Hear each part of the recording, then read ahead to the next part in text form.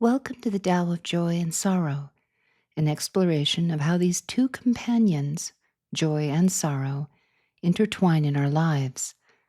This journey is both a personal tool and a quiet invitation, a way to train for joy and to find the courage to navigate through sorrow.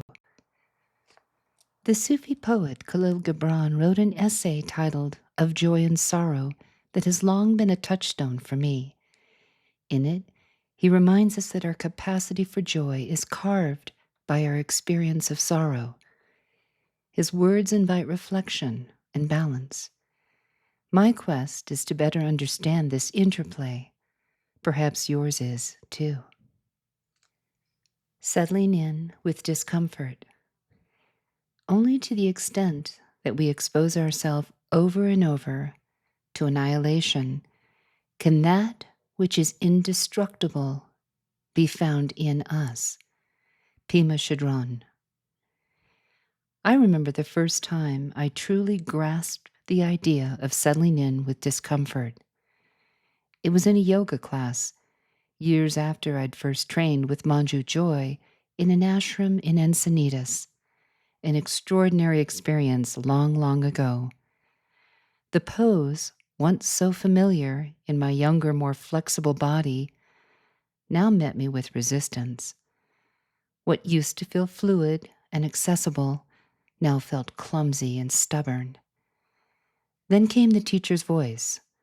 Go to that place, that discomfort, and settle in.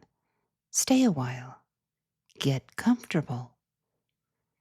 My ego wanted out of that discomfort fast.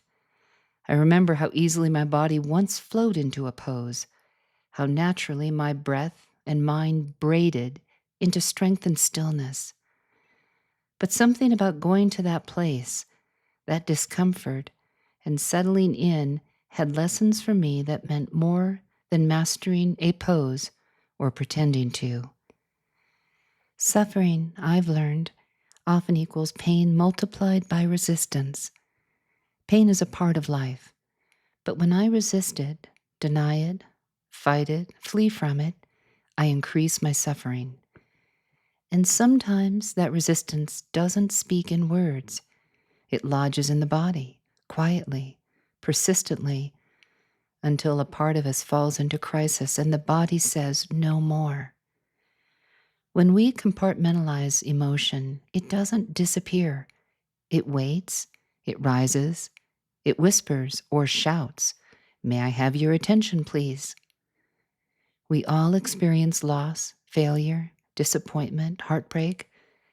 But when I tell myself, this shouldn't be happening, or I don't want to feel this, I tighten my grip. I add fear to the mix, and fear sharpens the resistance. Even if the mind rejects sorrow, the body knows it carries the truth.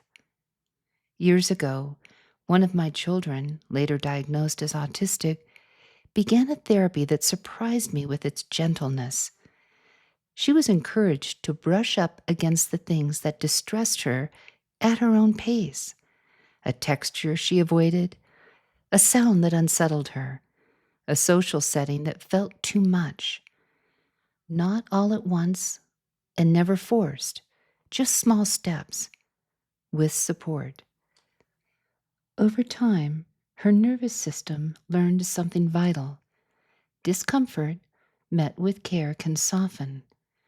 What once brought fear could bring flexibility, not through avoidance, but through presence. This is what I believe now. Discomfort can be a path, not just a problem. Gradual exposure to what we fear, done with compassion, builds resilience. When we soften our resistance, when we allow the pain to simply be, even for a moment, something shifts. It may still hurt, but what we find uncomfortable breathes without owning us. This is the path of presence. In Taoism, we are reminded that resistance creates more suffering than the pain itself. So what if we viewed the edge of discomfort, not as a wall, but as a threshold. We do not leap into fire, but rather explore our inner sensations and perhaps become more at peace with our own former fears. I see this in myself when I initiate a conversation I've long avoided.